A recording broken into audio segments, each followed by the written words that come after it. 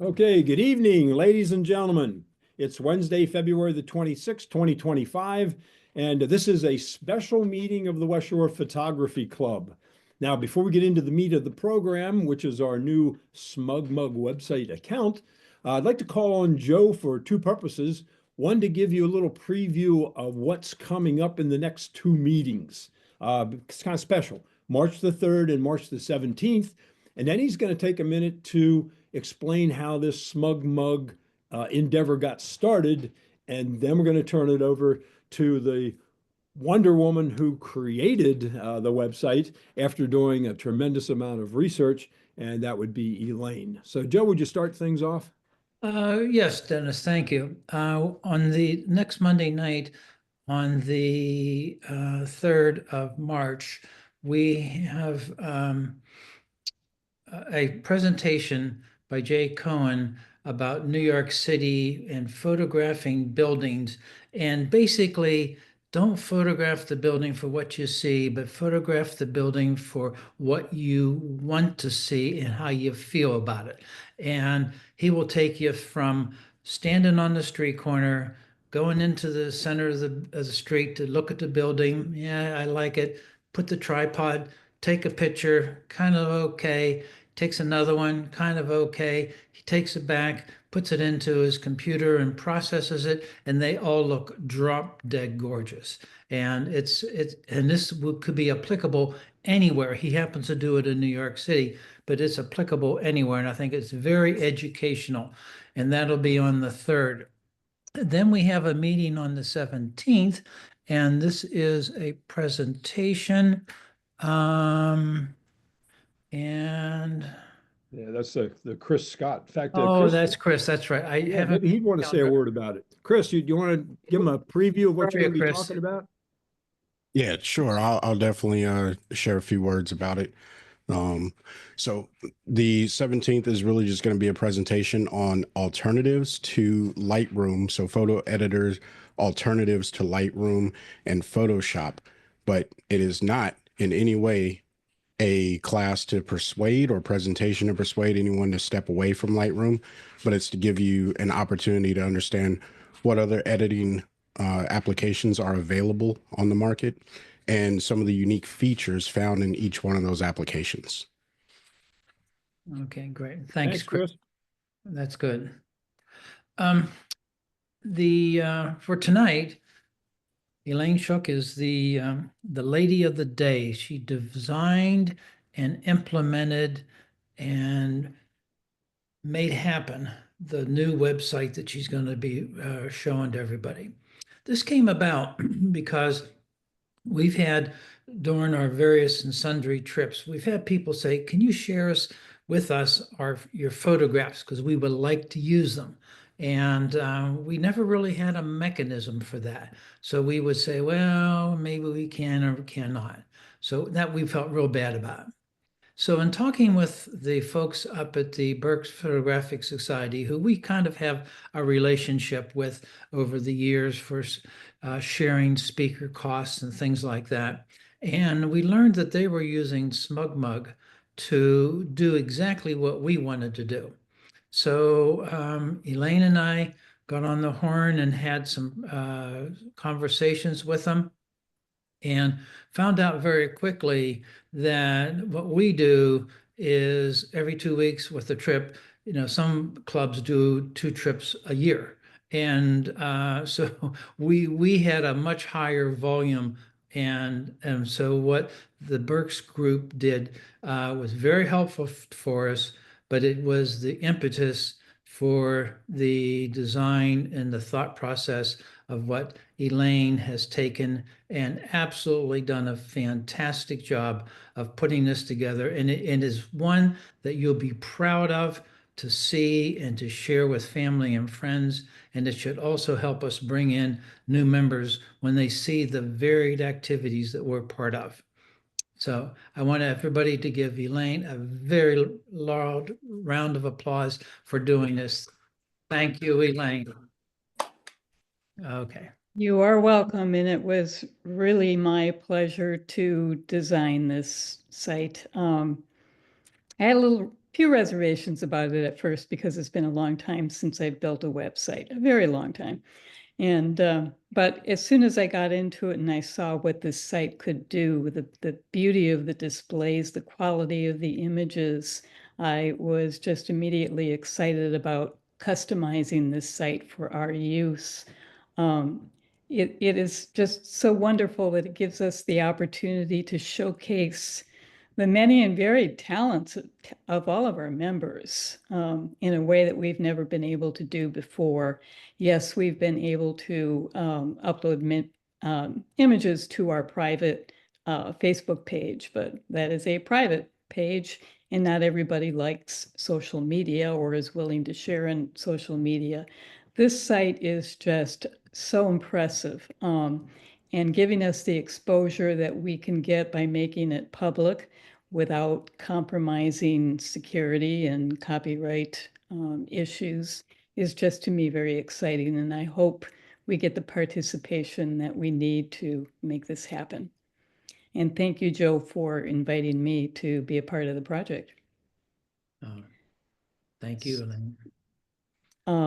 Am I able to share yet?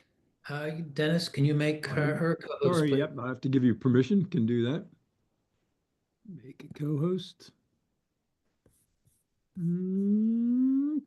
Okay, you're good to go. Oops. Bear with me. I am one of those Zoom dummies. Application windows.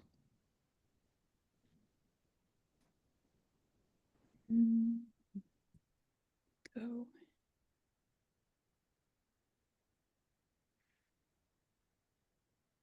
I think I clicked on the wrong thing. Let me get back here.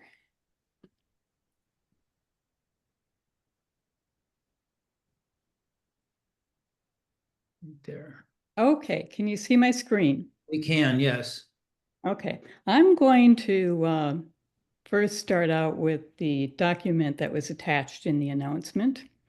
This is obviously not a fancy bullet point PowerPoint presentation that is meant to just trigger some thoughts and brief points. I'm not known for brevity, but the intent of this is something totally different.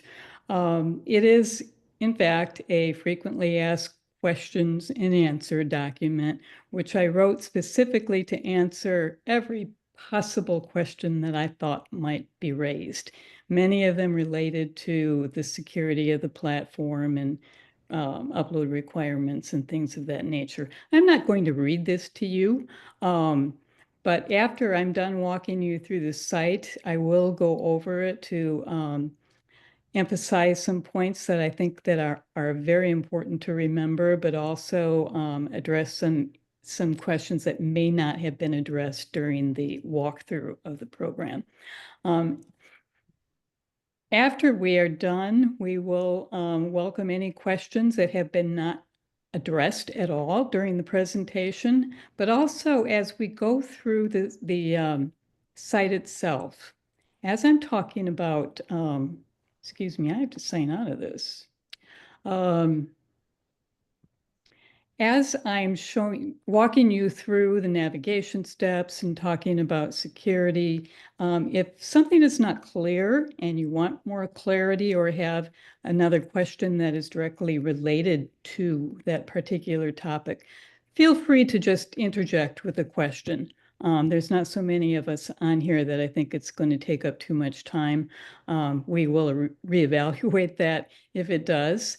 But I'd rather you understand at the outset rather than have to wait to ask that question at the end if it's going to cause you not to follow the rest of what I'm saying, if that makes any sense to you. So feel free, but I do ask that you mute yourselves until you're ready to speak. And then when you have a question, just hold your spacebar down and ask. So I'm going to start with a basic navigation through the site itself. Let me go back to here a minute. This link up here is the URL to the site. When you click on that, it will take you directly to the home page. of the West Shore Photography Club Smugmug site. I'm not going to click on that right now because I've already opened up the site in another tab. As it is here, it is not on the homepage, but this is where that link will take you. The homepage is basically a features page of sort, in that it just showcases the most recent photos that have been uploaded to the site, regardless of what gallery it's in or what location it applies to. It is very impressive. The quality of the images is just outstanding on this site. The site does not compress any photos. It does not downsize any photos. And there is actually no restriction or virtually no restriction or size limit. It will, in fact, accommodate anything up to 500 megabytes, though I'm sure that there would be no need for anyone to ever upload anything that size, and I don't think anybody would want to. But the image quality, even when you open up an individual image, which you can do from this point, is just outstanding. I don't know how else I can put it. It's better than any other photo gallery or photo sharing site that I've ever seen. So basically, that's all that's on this page. It will usually accommodate between 40 and 50 images, depending upon the size of the image that was uploaded. But again, it's in order of most recently uploaded. So this is this one here is the most recent, and it's in descending order. So the further you go down, the older they are in terms of when they were uploaded. Going along the menu here, and this menu bar, by the way, is static. It will appear on every page, no matter where you are on the site, except when you enlarge a photo to its full size. But if you want to see everything that's available to look at, the best place to go is your browse button, which brings you to the gallery page. The galleries are actually containers that hold images related to specific sites that we have visited on our club-sponsored trips. It can be organized in many ways, but for now, we felt this was the best way to organize them, since we're only using it at this moment for the club trips. At some point, we may decide to use it for something else, such as we may decide we want to give you the opportunity to upload images that are theme related, such as, maybe nature photography or intentional camera movement or something to that effect. When that occurs, if it occurs, we can actually create folders, and within those folders would be the different types of galleries. We're not there yet, so all you have is a very simple and easy to access list of the trip locations. They are in alphabetical order, so it's very easy to find them if you know what you're looking for. Otherwise, you just scroll down. At the bottom of this gallery page is a page which is actually not a gallery. It is a page that introduces the club, what we're all about, how to join if you're interested in becoming a member.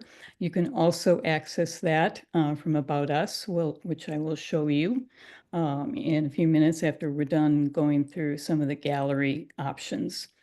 So when you pull up a gallery, you will see every image that has been uploaded to that particular gallery. At this point, there are not many images in each of these galleries. I did recruit the assistance of the trip committee members so that we would have at least one or two in every one. Nothing worse looking at a blank gallery when you pull up the gallery page. The system automatically applies as a cover photo, which is this here. It would be the first one based on some algorithm that they use that I don't know what it is exactly, but whatever image is the right aspect ratio or the required size limits to fit this panoramic aspect or style image. In this case, it happened to be the very first image, which was this one loaded down here. If you do not open any of these individually, you do have the option, or actually the function keys are visible for certain things that the public can do, and there are other things that only authorized people can do. The first one is the option to share a gallery.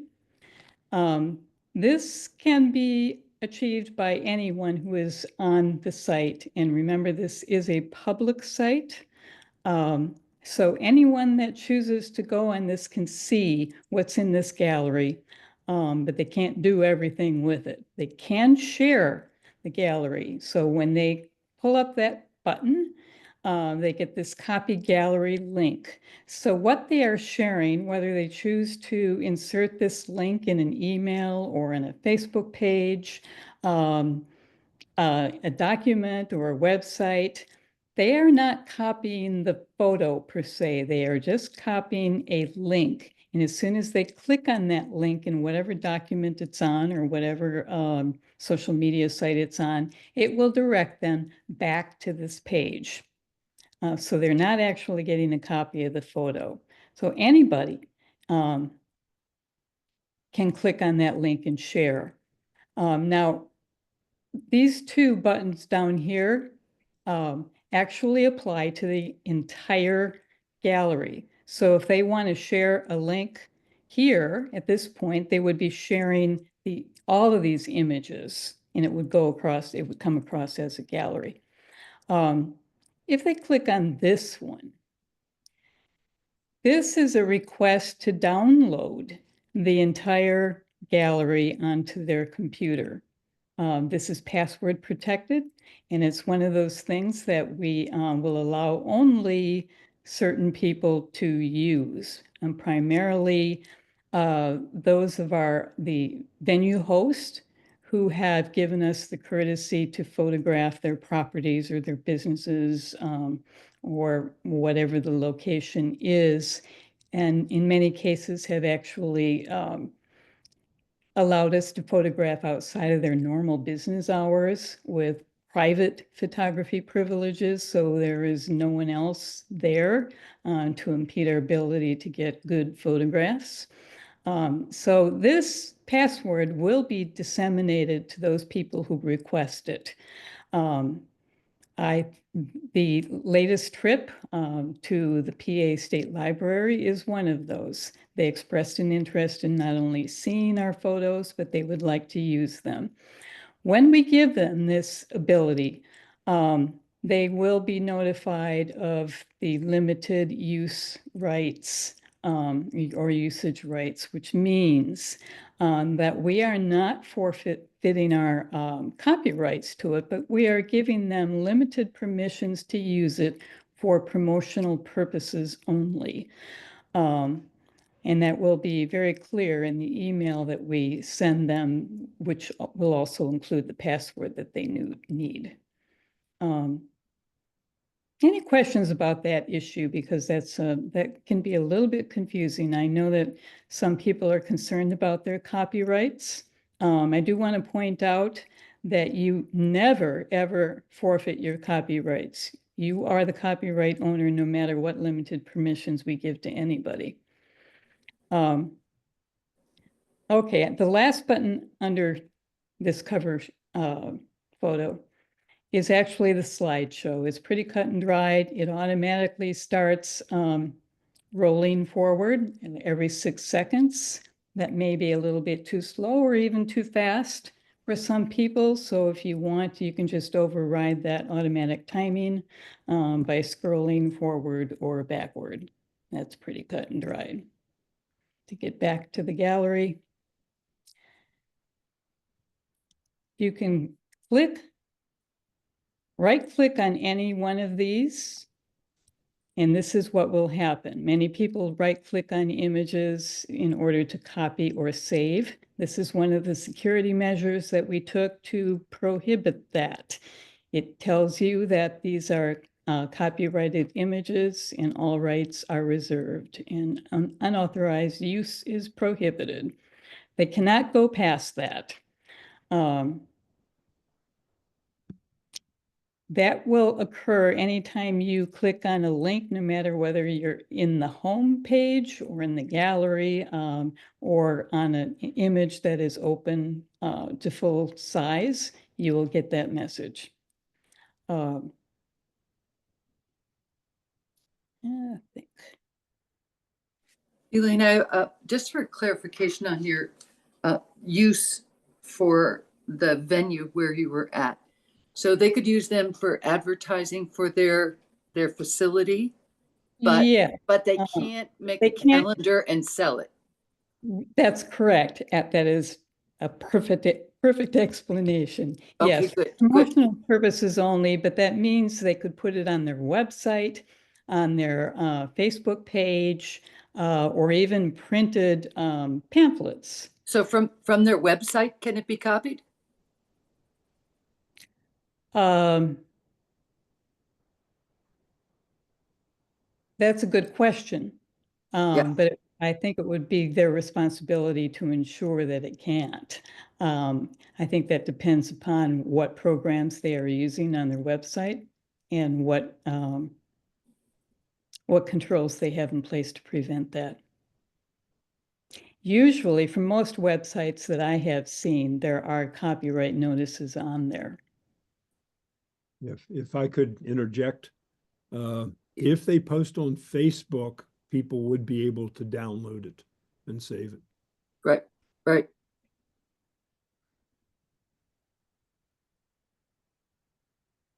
Well, that is something to consider. I don't think that I've actually tried doing that from Facebook, but on the other hand, when you do that, Facebook is highly compressed image. They are not going to get the same quality of image if they download it.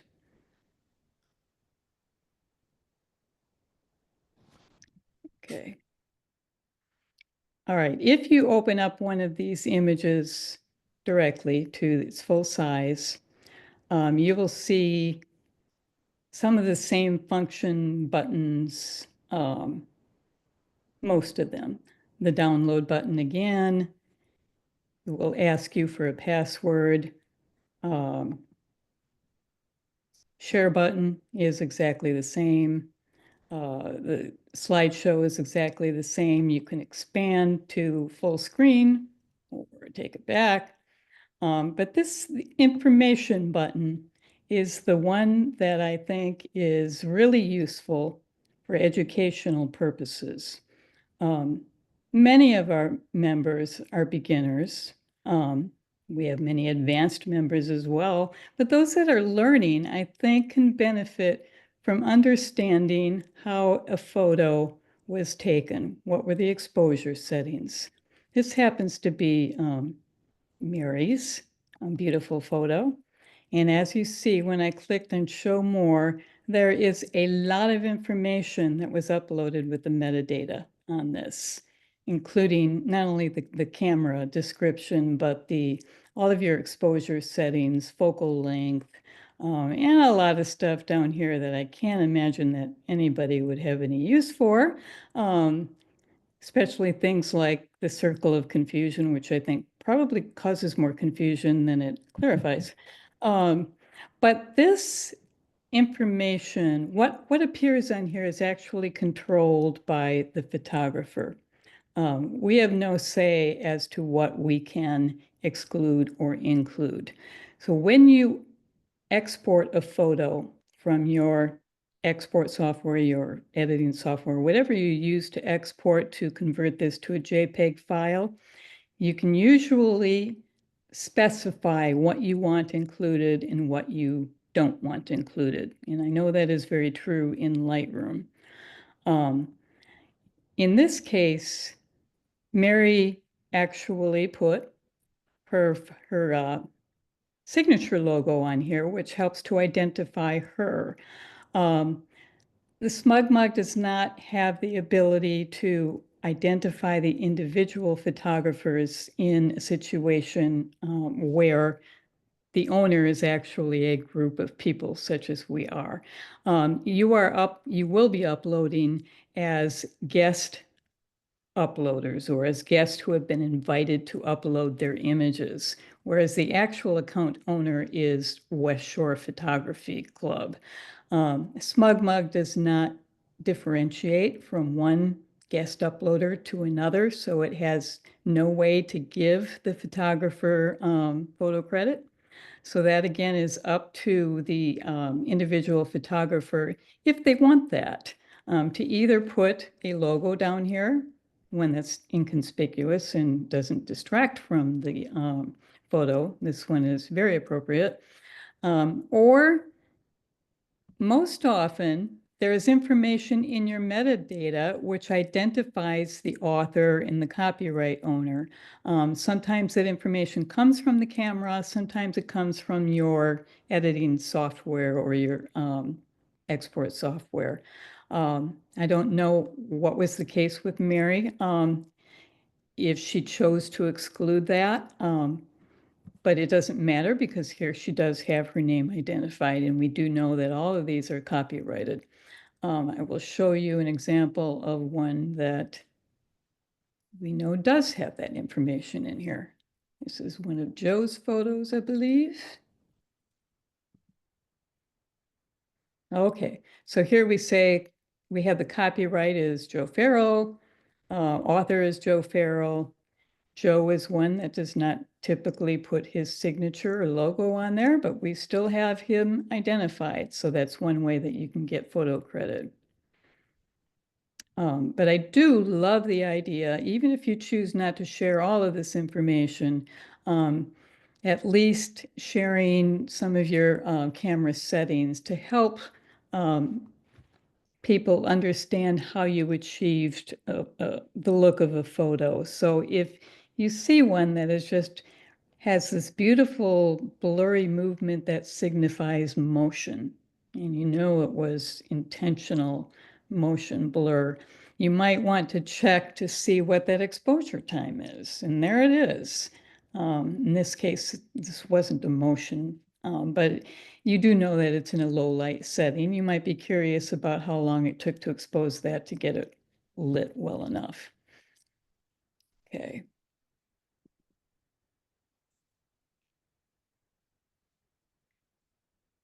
Okay. Go back to browse.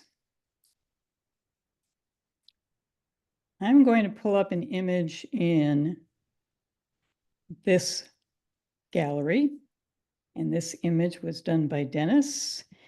And I'm pulling this one up to show you that there is another field in here that comes up when you hover over the bottom of the image. This happens to be a title that I'm assuming, Dennis, that you entered in your editing software. It happens to be, by the way, when you pull this up, you don't have to, it's there. But it's clearly a title field, which I think in Lightroom is called headline. One of the reasons that it's kind of good to put something in there if you have the time, I personally am not one that enters keywords and titles and captions because I'm just plain lazy. But it is a benefit in many ways. One of the things that it benefits is when you do a search. The search engine in West Shore in this site looks at only 3 fields. It looks at the title, the caption, and keywords. So if there's nothing in those fields and you do a search, it will come up with nothing. It does not search file names. So if you're looking for a particular file of yours or image of yours and you know its file name, it's not going to work. I believe, Dennis, was that called Tides? Transcending Tides. That was the name Okay. of the So the I sculpture. typed in Tides, and there it is. Dennis is probably the only one that would need to search by it because he's probably the only one that knows the name, the title of it. But there are also, go back here. And you said the three factors that it searches for are title, keywords, and Title, keywords, and caption. captions. I Okay. think in Lightroom, it's referred to as description is the comparable field in Lightroom. I'm going to type in train here. And it came up with 3 images. Go to information, and I can see that it found that in keywords. Interesting. I am not aware yet that anyone has used any descriptions. Now, Or at some captions. point, it'd be interesting to see if Smugmug uses AI to search images based on the content of the photograph.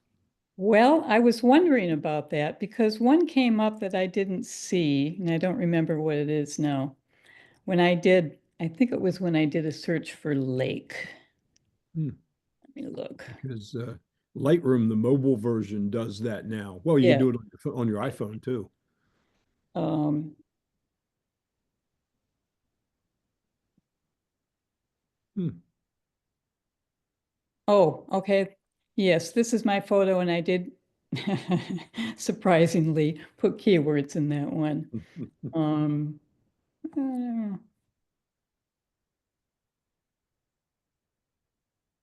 This is yours, Dennis, and I don't see anything. I don't see a title, I don't see a caption, and I don't see keywords. No, but that's an interesting comment you make because I'm going to go back now and change the export preset that I have for Lightroom Classic so that it does include the camera settings. Mm-hmm. Okay. All right. The one thing that I haven't gone over yet is the About Us page. And again, I said, if you're in the gallery, you will see that here. But you can also click on About Us and it will take you to the same page. And this is kind of a promotional page. It identifies West Shore Photography Club, who we are, what we're all about, basically what our goal and our mission is. Talks about a little bit about our planned club activities, but gives you the link to our actual website, which this one will not be replacing, by the way. This is strictly a photo gallery at this point. But it will direct you to that. You can click on it you can go there by clicking on here.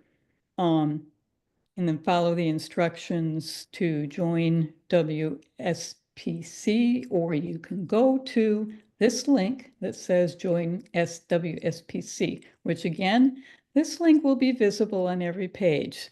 It's very visible. So if they're interested in the photos that they see and they want to know more about us, click on this link, take you right to our site.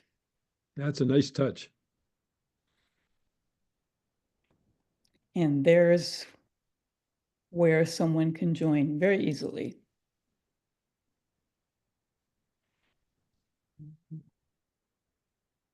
Okay, any questions so far?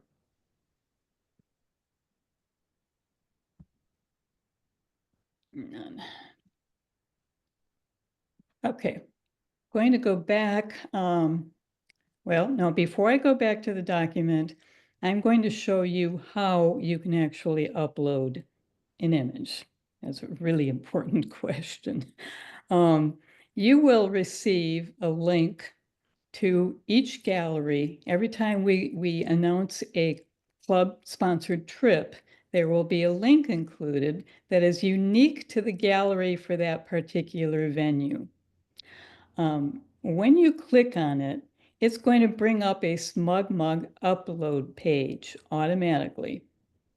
And I am going to access that link behind the scenes so you won't see it. How I'm accessing it, but you will see the page that comes up. So bear with me a minute.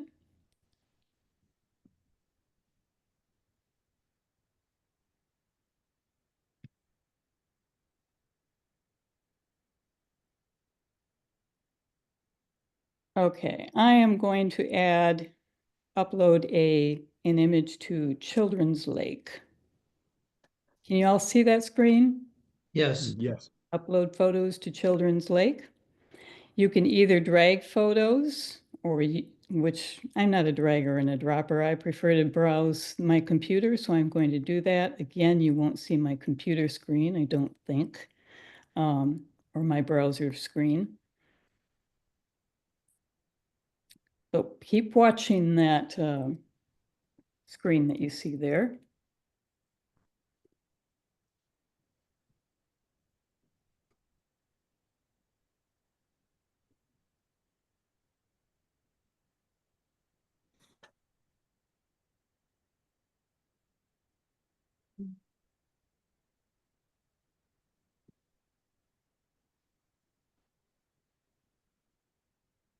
Okay, I just hit the upload screen from my file browser.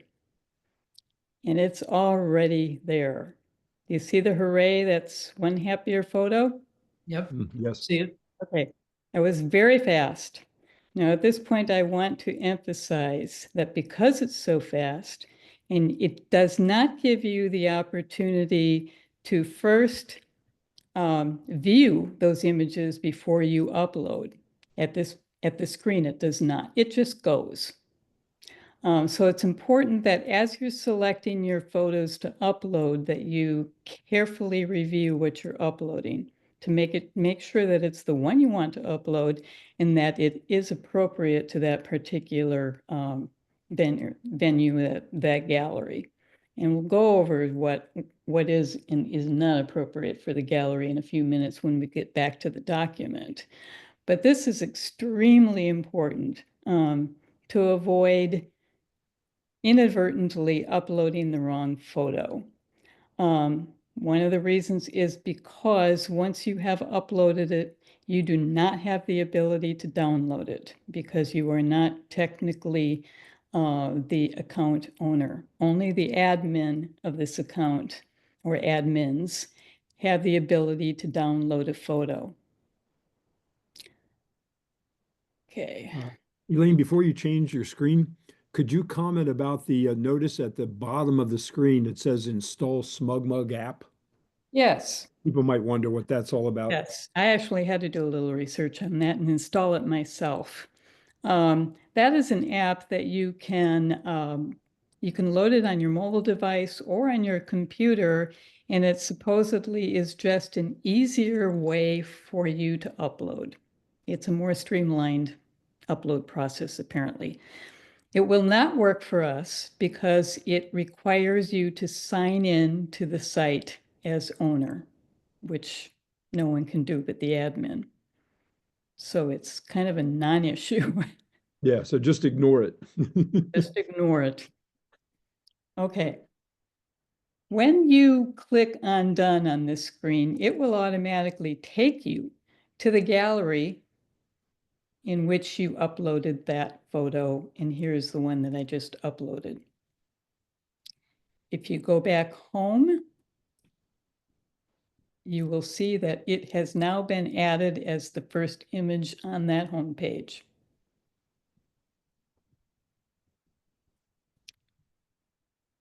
Okay, I think that's about all I have to say about navigating, about download rights and whatnot before we go back to the document. Does anyone have any questions at this point? Yeah, Hey, Elaine. Elaine. Oh, I'm sorry. Yeah, Rod Frazier. Now I have a Smugmug account. Can I transfer photos from my account or just do a normal upload from my computer? You could do that if you had rights as admin to this site, but you don't. So no, that you would not have the ability to transfer it to this site that way. Okay, thanks. And only use that guest upload link. Hey, Elaine, this is Don Uvik. Hi, Don. Just a question. Has this gone live? What's the intent on It is on- live. It is live. Yes. Okay. And I'm not signed in, so whatever you are seeing on this site right now is what anybody can see. Okay. I didn't log in. I used to develop a lot of websites. I haven't done it for a little, well, I still do a little bit with some sites, but I was just curious as to why you didn't like set a week period where all members could go in and kind of beta test it, since you're going to get all kinds of different individuals with different abilities. Well, And I was just what- curious. we did it with the trips committee. Okay. Yes. Okay. There were 8 of us that were actually kind of testing the site. And All that's right. where these photos came from. Many of the photos that are on here now are mine that I uploaded as I was developing it.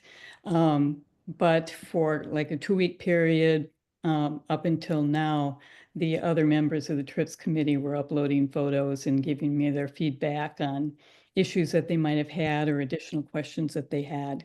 So that was some type of a beta test, I guess you would. Okay. That sounds good. Thanks. Okay. So Elaine, if a member wants to upload photos from a trip to Children's Lake from a couple of years ago, how do we get the link to do that? Well, that's a good question. At this point, we're going forward with current trips. Okay. So we're asking that you upload no more than 5 of your best images at a time until we're able to gauge what kind of participation we're getting from the members and how overloaded some of those galleries may be. We have obviously, meaning the trips committee, backloaded some of them with older images from the past in order to fill these galleries so you have something to look at. Depending upon what participation we get, we may go back and publish the whole list of links that I have put together for these galleries so far and allow members to upload up to 5 retroactively to those. Now, one thing I wanted to point out also is that many times people want to go on a trip, but for whatever reason, they're not able to make it and later go back to that same venue. It is certainly not a problem if they upload the images from that solo trip, even if they weren't able to attend with the group. Next quick question. We do a lot of repeat trips. Will there be a unique gallery for each year, or will there just be a PA Capital gallery we continue to upload to? That was another discussion that we've had in the past, and I struggled with that myself for a while. But yes, there are many that we have repeats on.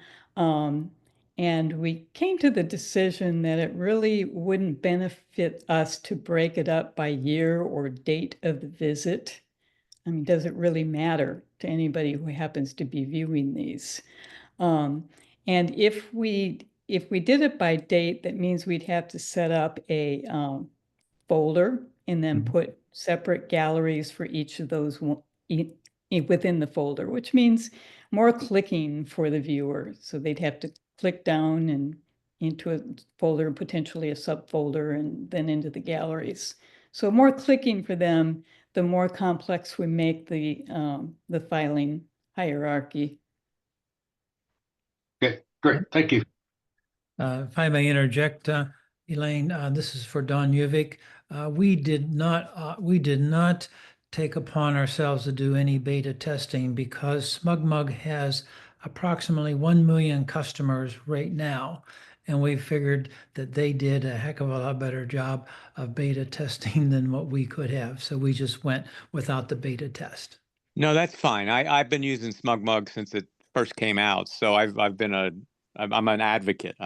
I use it constantly. So no, I meant just from the perspective of the club members themselves, and certain things might pop up because you're getting a much broader base of individuals with varying abilities, and something might pop up that said, "Oh, we didn't think about that." But I think the sample set that you guys took is sufficient. Yeah, so that's what I meant. No, I'm an advocate of Smugmug. No, it's great.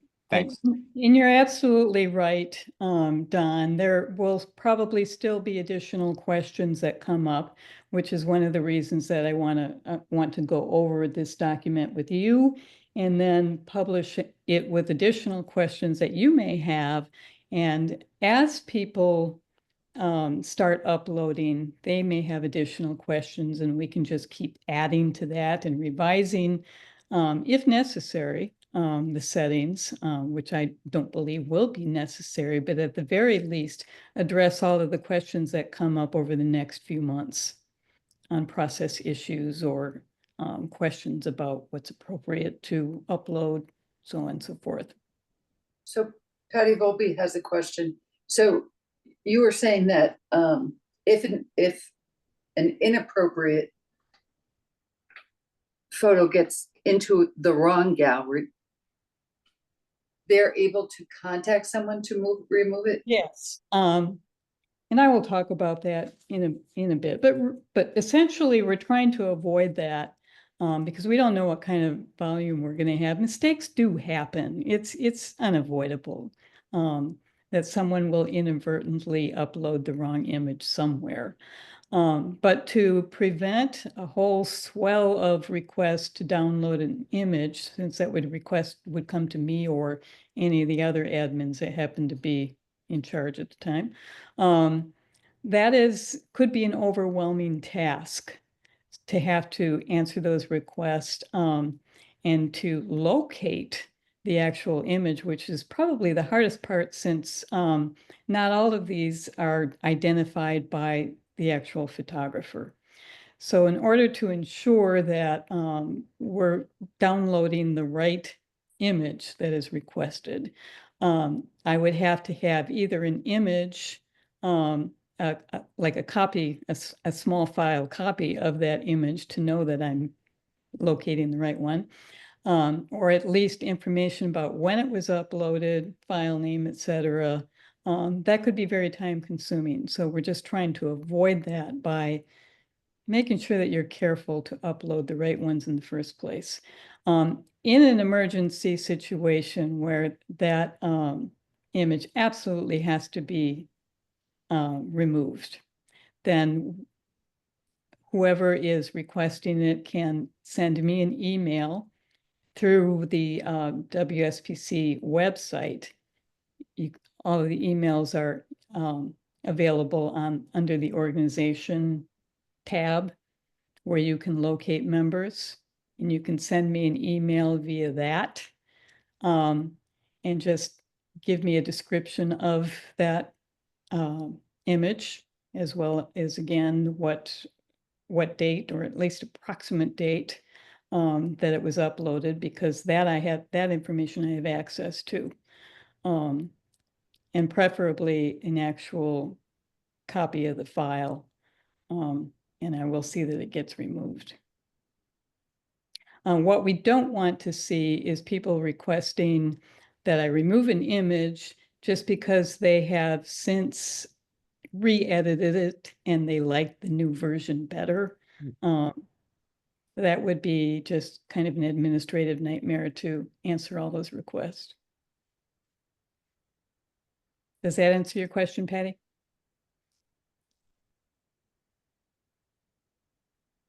Patty? We'll assume it does. Okay. All right.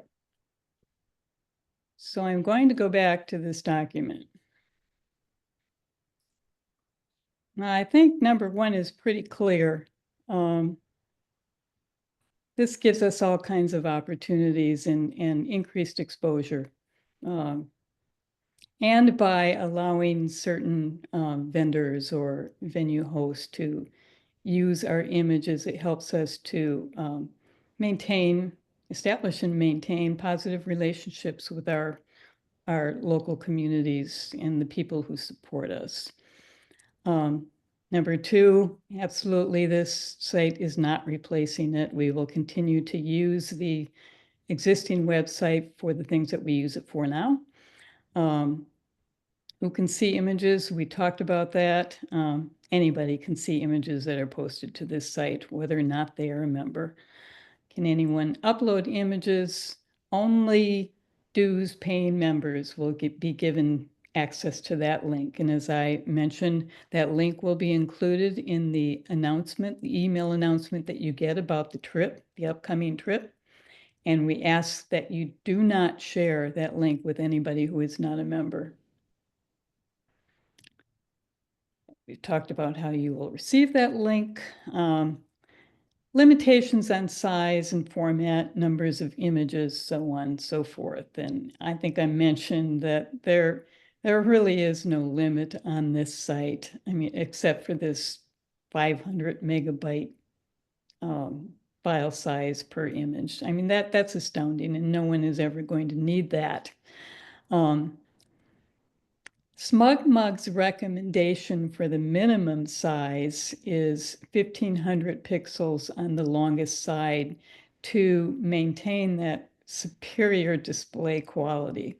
I will tell you that I have experimented with uploading some images that are 1000 pixels on the longest side, and the quality is still exceptionally good. So if you are one that would prefer to upload something that is smaller, because if somebody does manage to download it, it's more difficult for them to reproduce a high quality image.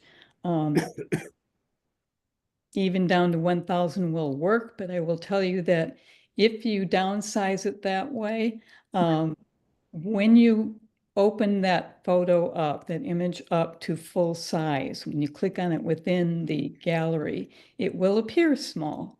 The image quality is really not affected, but it will not fit the screen like the others do.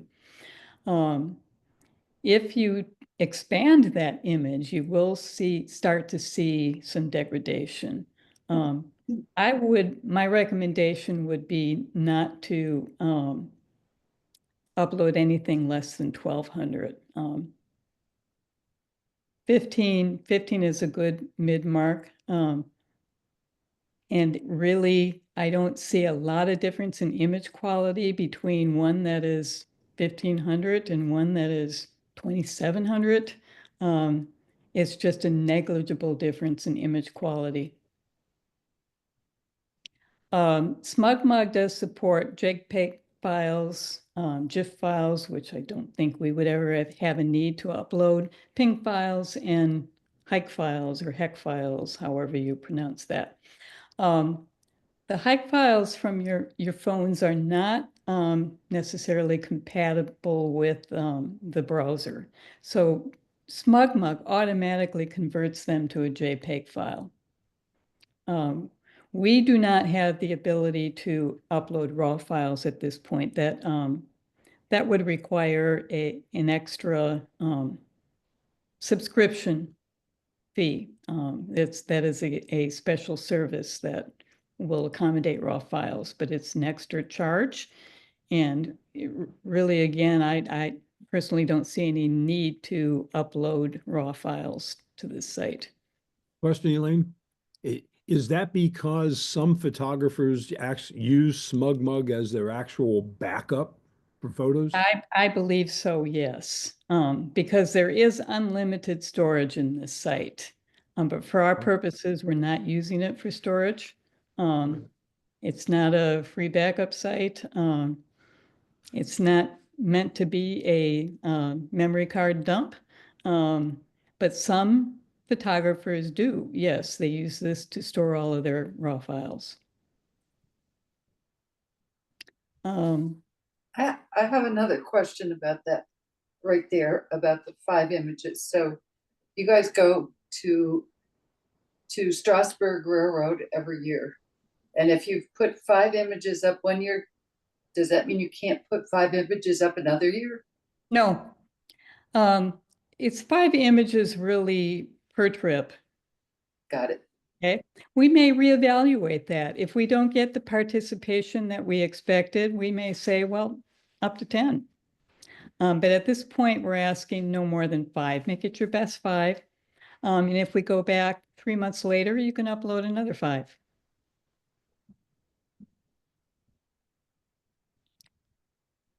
Okay. All right, restrictions on the types of photos I can upload. These are the requirements in a nutshell. The image must have been created by the member who is uploading it with a camera, and that means any kind of camera. If it's a camera, you can upload it, but it must have been taken at that respective venue in the gallery. So in other words, you can't upload an image that you took on your European trip to any one of the galleries that are on this site. It has to have been taken at that particular venue. We do restrict AI generated images. Again, it must be an actual photograph. But we encourage creative processing. So that would include using AI enhanced editing tools for your more artistic ventures. And an example of that would be like the Photoshop remove tool, which automatically kind of recognizes when you draw a circle around it, a particular object, and just removes it beautifully and fills in with the background, matching background information.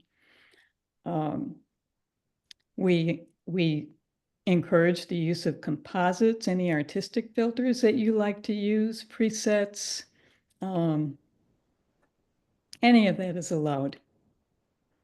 All genres, of course, as long as they're appropriate to the gallery.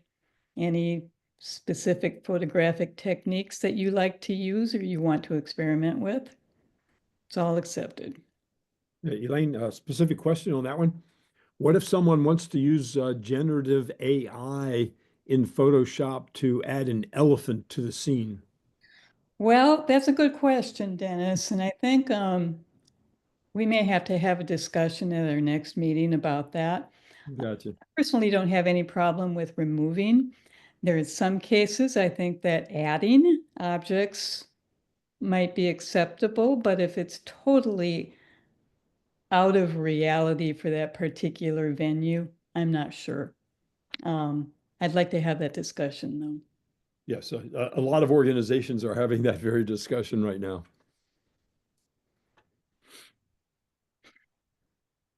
Okay.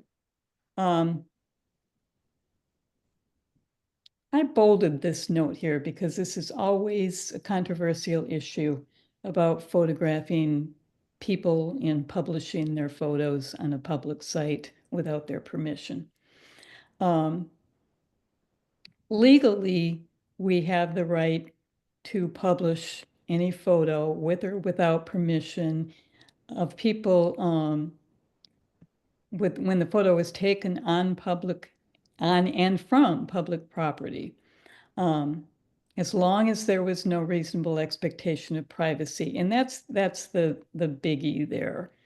If there was a reasonable expectation of privacy, we should not be publishing that because we could be setting ourselves up for a lawsuit. An example of that would be,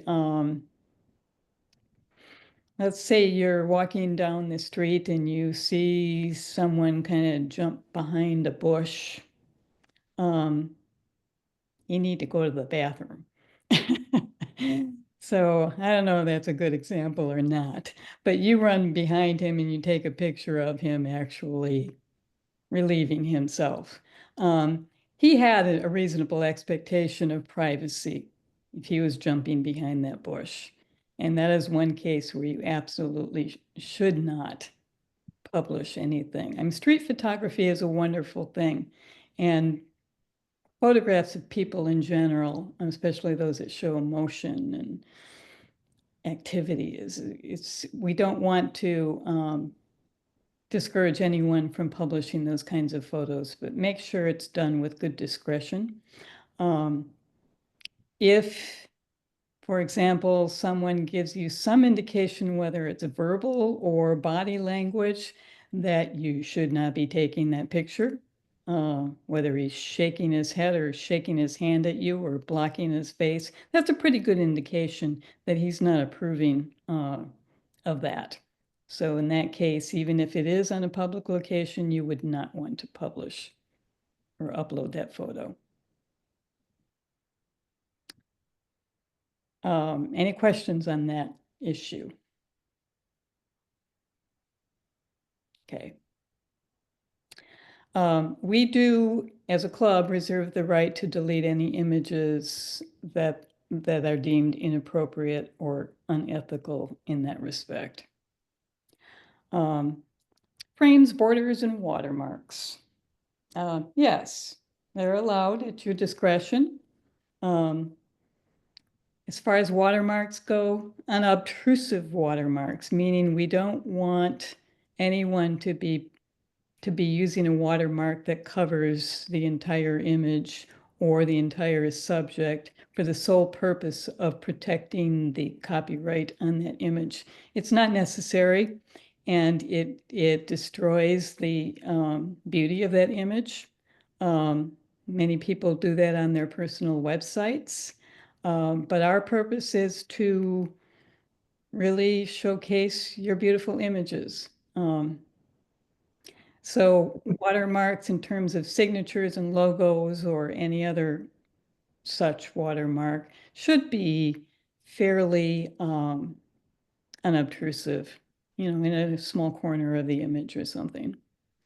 Frames and borders are perfectly acceptable at your discretion.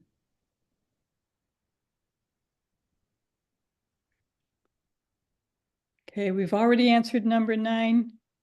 Under no circumstances are you forfeiting your copyrights. We've talked about how we protect those images in number 10.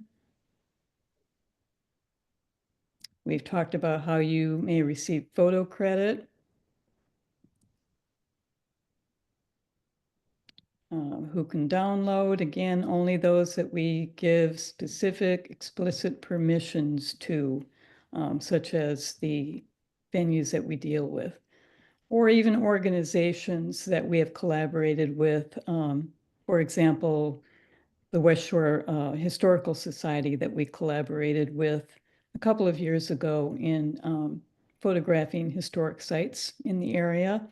They may have wanted to use some of our images for their promotional materials.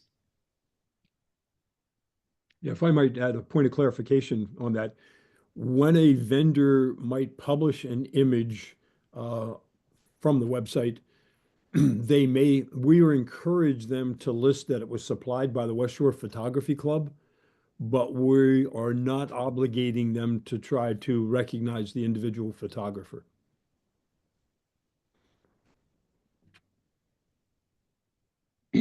Okay.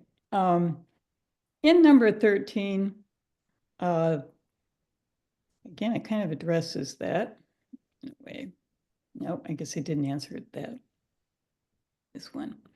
But the limited permissions that we are giving to these venue hosts is basically, again, just for promotional purposes. And this is exactly the verbiage that will be included in their email that includes their password. And it describes to them exactly what rights that they have.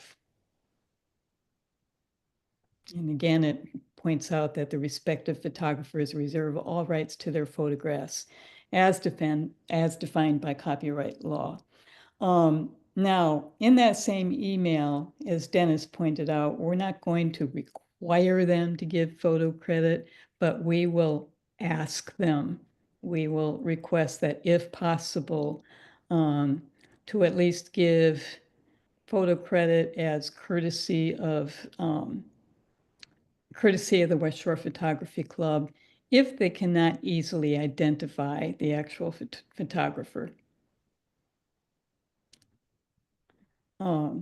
Last note on this, on number 13, is that you, the uploading member, by uploading, you agree to the terms of these limited usage permissions.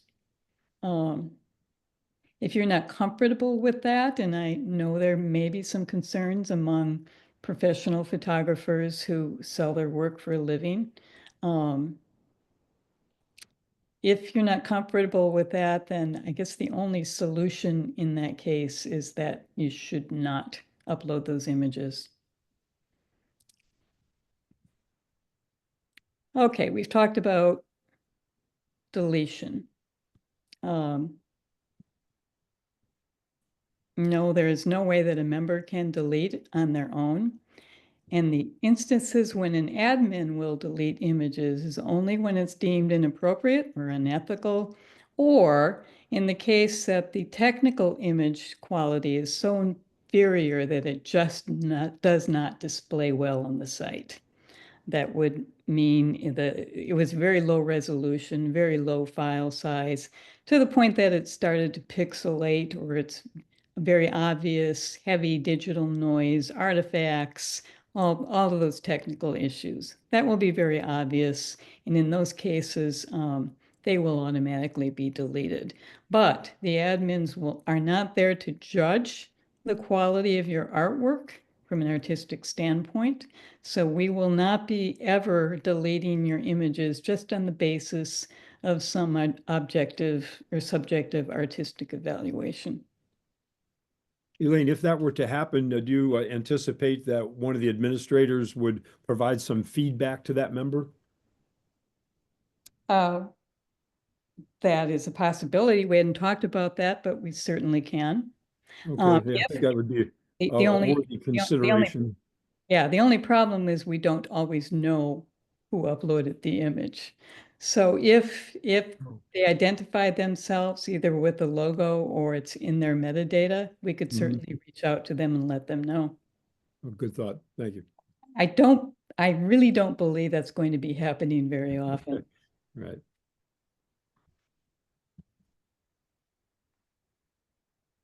Okay, we talked about the metadata. Again, you control what you include in that file and what you don't. Either by putting the information in your camera, additional information, or by excluding it during the export process. It's your choice. Lastly, and this we did not talk about at all, Smugmug in general does allow the option for the account owners to sell their images, either at prices that are established by the account owner or the photographer, or at cost, meaning anyone can go on, click on an image, and click a button that says purchase it. And in that case, those prices are set at cost, which means they're only paying for the cost of the processing, the mailing, and the paper. When that occurs, the photographer gets nothing. It's strictly a purchase between the buyer and Smugmug. So because we realize that many of our members do actually sell their images, we don't think that it's fair to allow anybody to purchase images at cost, to respect their right to sell their own images at a cost that they feel reflects the artistic value of that image. In other words, we don't mean to compete with any of our members or allow Smugmug to compete with them for that matter. So we have turned off all options that would allow any viewer to purchase an image on our site. Oh, may I ask a question about that, since I'm not overly familiar with Smugmug? If one of our members wanted to set up a website to sell their pictures for profit, would Smugmug be a consideration? Can you do that? Absolutely, yes. Okay, I thought so. And that's one of the reasons Smugmug appeals to professional photographers who make a living out of selling their work, because they do, and it depends upon the plan that you purchase. Okay. The Pro plan does allow them to set the markup themselves at any price that they want, actually. However, Smugmug will take a cut even of the profit margin that is above the cost, the sale of the cost at cost. But yes, a lot of Smugmug subscribers use it for that reason.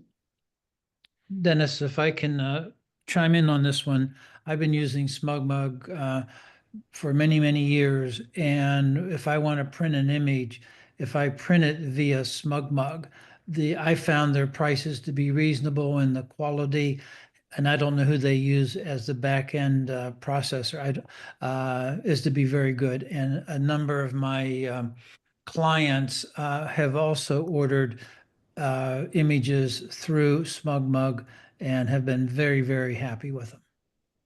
I did read recently, Joe, that they have changed their paper supplier and they are now using strictly Fuji paper, which I personally haven't used, so I don't know what the quality is. But it's a very limited selection of papers. Right. But I've never heard anything negative about the quality of the pictures that they sell. Okay, well, that's the end of the document. Any other additional questions that you have that I might need to add to this?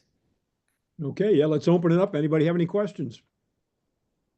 Yeah, this is Rich Scar. I've done a number of websites, and one not too long ago, a photographic one, and all I can say to the committee is you got to be crazy. This is an incredible amount of work that you've done. I'm really, really impressed by this. You've considered everything. I couldn't come up with any questions. The only comment I would make is that I think the purpose of this is great, and that is to make this a very local central Pennsylvania kind of thing, and particularly to recruit new members, whatever. But as you mentioned, Elaine, as you go forward, I don't know the number, but there are a number of us expatriates who do not live in the area anymore, who don't go on trips, so we would not participate in that. I don't know, maybe Joe or Dennis know how many of us are. So as you go down the road, as you mentioned, is that if you can add the capacity of some other kinds of features beyond just the trips, so some other people can add to it, that'd be great. So thanks for all your great work. It's very impressive. You're quite welcome. And actually, Smugmug made it fairly easy. It's obviously very easy to navigate. The most challenging part of building this site was customizing it for the club. But it's very easy to build otherwise. And once you understand what needs to be done to customize it, it's, going forward, it's a piece of cake. I previously, years ago, built a WordPress site from scratch. And that was extremely difficult. And it involved me working with a lot of computer geeks, which I am not.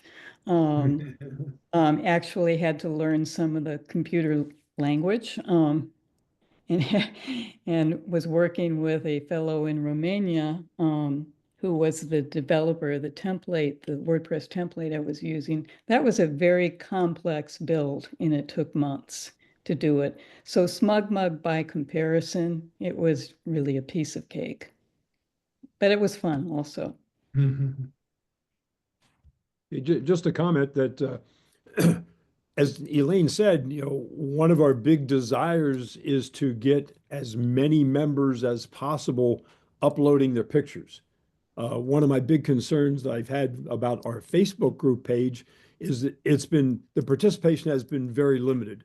There are a few members who upload pictures on a regular basis, but only a select few. So with this effort, we're looking for any suggestions you might have on how to promote this. Elaine has, I think, made this as simple as it can possibly be.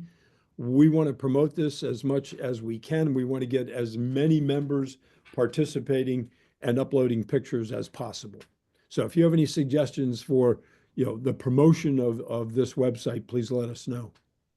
One way that you can help us promote it is by sharing the URL link to the site to your friends, family, inside and outside of the club. I might have a suggestion for members like me and Rich who are no longer in your area.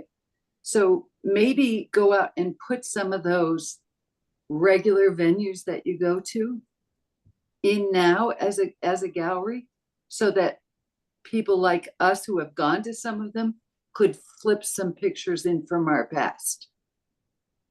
Oh, Well, that's an interesting one. Maybe you could give us a listing of some of those that you think would have interests for the members of venues Like up in your Strasburg, area. Strasburg Railroad, you know. Yep. That's one that you guys go to all the time. Many of us have been there, even though, you know, that was years ago. I have tons of pictures from there. The Capitol, Mhm. St. Patrick's Church. Yeah, those last two are already on there. I believe Strasburg is too. Are they? Yes. Oh, No, that raises the possibility of sending all members, the list of all of the links to all of the galleries and allowing them to upload pictures from the past. Correct. definitely worth having that discussion, and it's something we have talked about briefly before. We just didn't know, you know, going forward, how fast are those galleries going to fill up? And if we go back and retroactively populate them, will it be overloading? 'Cause what we don't want to end up with is so many images in a particular gallery that nobody wants to scroll through them. But I am certainly personally all in favor of giving our current members the ability to retro upload some of those that they have in the past visited. And there are 31 galleries out there, and many of them we have gone to multiple times over many years. I'm just thinking if you get some of your current members into doing this, even if it's retroactive, once they start doing it, you'll see a better participation moving forward. That's a good point, Patty. Dennis, you mentioned promotion. One comment again. Again, I've worked in digital media and corporate communication for a long time, particularly on websites. There's several kind of basic mistakes that people make about websites. One is the assumption that, well, or false one, people do not go to websites. People are directed or pushed to websites. Secondly, then, is what happens was after you build it, then oftentimes it's just lays there because it's not promoted. And so a lot of work goes into it. So all the work that you've done really would go to waste unless, and it takes more effort to do that. But again, unless people push people to a website, they just don't automatically go there. I mean, life gets busy, so. Let's Okay, thanks, Rich. let's redo our business cards with this new website on it. Oh, there you go. Joe, comment. Yep, we have that, and the order has been placed. Perfect. Yeah, and also on emails, one thing that we've adopted and I've encouraged staff and other people to do too is on your sign offs on emails. So when you put your name, whatever, you can put something underneath it with maybe a picture from the site, if that's still possible, whatever, so that you're constantly using your emails, not just to direct people to the site, but just general emails to friends and business associates, et cetera. So they see that as your sign off connected with this URL. If you add that URL to all of your emails that you put on, Yes. whether you're putting a link out there for a gallery or not, include it. Yep. Okay. Yeah, good idea. Elaine, thanks so much for all that work you did. It's wonderful. Thank you so much. Oh, you're welcome. It Yeah, was you did a beautiful job, Elaine. Thank you. Okay, if nobody else has anything. Well, let's see. Let's give him one more shot. Anybody else have any questions or comments?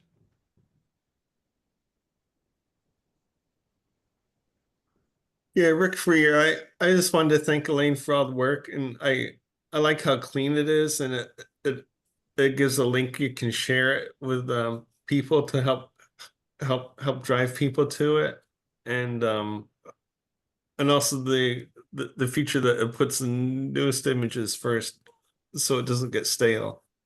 So thank you. Absolutely. That's, you know, one of the reasons I did that was because we didn't want to have static images that never changed. And with this most recent upload sort, it's constantly changing as more members are uploading.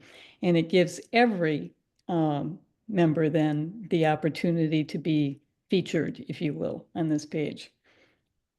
Oh, that's a subtle point. I hadn't given serious thought to that. That's really cool. Yeah. Yeah, because like my Zenfolio website, page is static. It's no matter when you look at it, unless I change the whole gallery, it's always the same.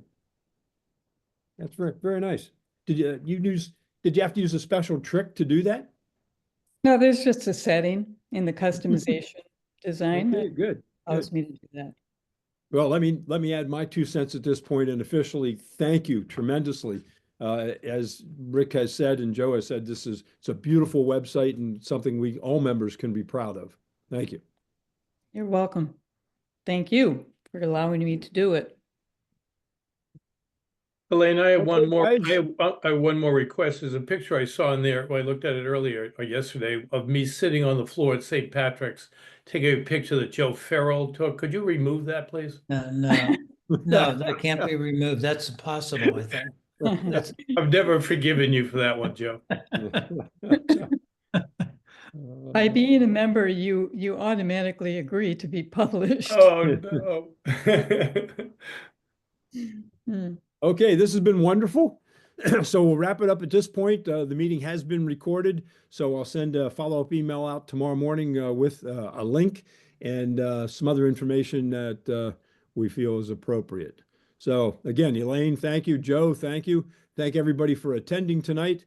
So we'll see you next Monday. That'll be March the 3rd for our next online meeting. right. Okay, thank you and good night.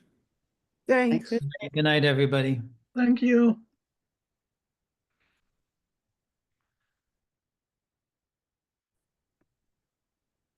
Okay. Elaine.